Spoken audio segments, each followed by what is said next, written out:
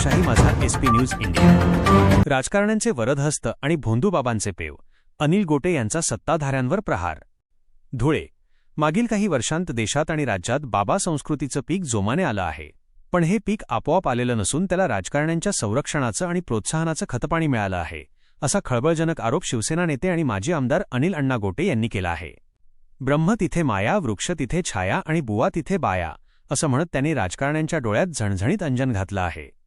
बाबांच्या दरबारात नेत्यांची हजेरी अनिल गोटे यांनी प्रसिद्ध केलेल्या पत्रकात थेट पंतप्रधान नरेंद्र मोदींपासून ते राज्याच्या मुख्यमंत्र्यांपर्यंत सर्वांवर निशाणा साधला आहे। आसाराम बापू असो वा राम रहीम यांसारख्या गुन्हेगारी प्रवृत्तीच्या बाबांना मोठं करण्यात राजकारण्यांचा मोठा वाटा असल्याचे त्यांनी म्हटले आहे। अल्पवयीन मुलीच्या लैंगिक शोषणाखाली जन्मठेप भोगणाऱ्या आसारामच्या दरबारात हजेरी लावण्यासाठी अनेक राजकारण्यांची धडपड सुरू असायची।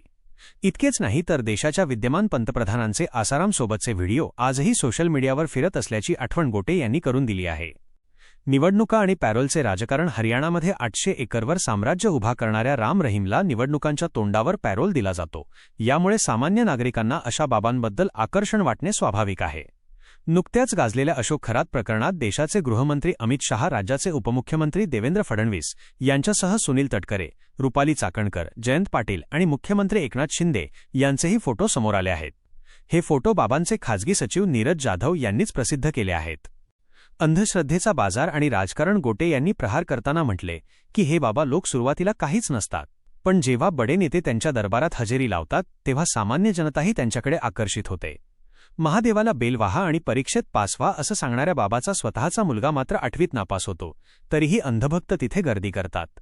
मुख्यमंत्री एकनाथ शिंदे यांनी गुवाहाटीत दिलेला रेड्याचा बळी आणि देवेंद्र फडणवीस यांनी वर्षा बंगल्यावर केलेली पूजा या सर्व गोष्टी भोंदूगिरीला प्रोत्साहन देणाऱ्या आहेत।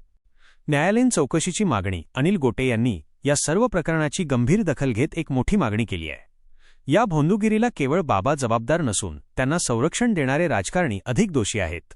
त्यामुळे या प्रकरणाची चौकशी गृहखात्यांतर्गत न ठेवता सर्वोच्च न्यायालयाच्या न्यायमूर्तींच्या अध्यक्षतेखाली करावी अशी मागणी त्यांनी केली आहे। पण प्रश्न उरतो तोच, मांजराच्या गळ्यात घंटा बांधणार कोण? पुरोगामी महाराष्ट्रात जेव्हा सत्ताधारीच अंधश्रद्धेच्या आहारी जातात तेव्हा भविष्यातील पिढीला आपण कोणता संदेश देतोय, हाच खरा प्रश्न आता उपस्थित होत आहे। मी संभाजी पगार आणि तुम्ही पाहत होतात लोकशाही माझा एसपी न्यूज इंडिया। आवाज जनतेचा, हक्क लोकशाहीचा।